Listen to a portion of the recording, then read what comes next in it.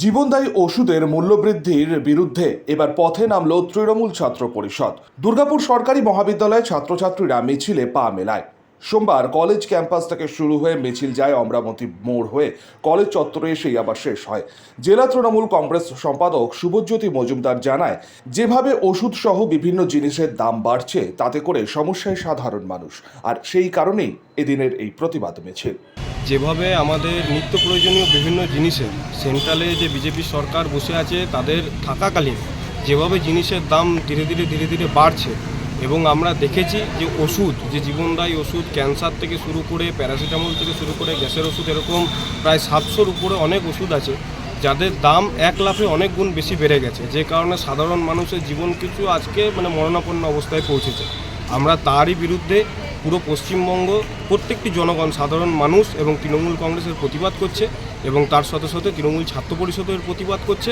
এবং আমরা এর আগে 2024-এ যখন লোকসভা নির্বাচন ছিল তখন বারংবার জনসাধারণের কাছে আমরা মাইকিং করে বলেছিলাম যে ইলেকটোরাল বন্ডের মধ্য দিয়ে বিভিন্ন মেডিসিন কোম্পানি, যাদেরকে কিন্তু ভারতবর্ষের বাইরে অন্যান্য দেশ ছাড়পত্র দেয়নি, তাদের গুণগত মান যেহেতু কম, সেই কারণে তাদেরকে কিন্তু এই বিজেপি গভর্নমেন্ট ইলেকটোরাল বন্ডের মাধ্যমে কোটি কোটি টাকা তাদের কাছ থেকে তুলে পড়ে তাদেরকে কিন্তু ভারতবর্ষে ব্যবসা করার জন্য ছাড়পত্র দিয়েছিল।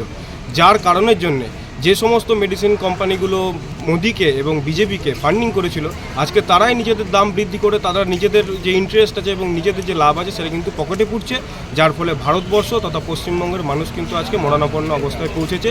এর প্রতিবাদে এবং বিজেপির যে সরকার আছে তাকে ধিক্কার জানিয়ে আজকে আমরা দুর্গাপুর সরকারি মহাবিদ্যালয় তৃণমূল ছাত্র পরিষদের পক্ষ থেকে, আমাদের সাথে Durgapur ITI college, Durgapur Michael কলেজের ছাত্ররা আছে, সবাইকে নিয়ে পরে গভর্নমেন্ট কলেজ থেকে অমরাবতী মোড় পর্যন্ত আমরা ধিক্কার মিছিলে সবাই অংশগ্রহণ করছি।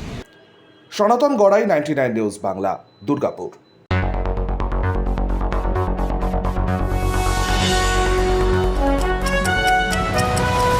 আপনারা দেখছেন 99 নিউজ বাংলা। বদলাবো আমরা।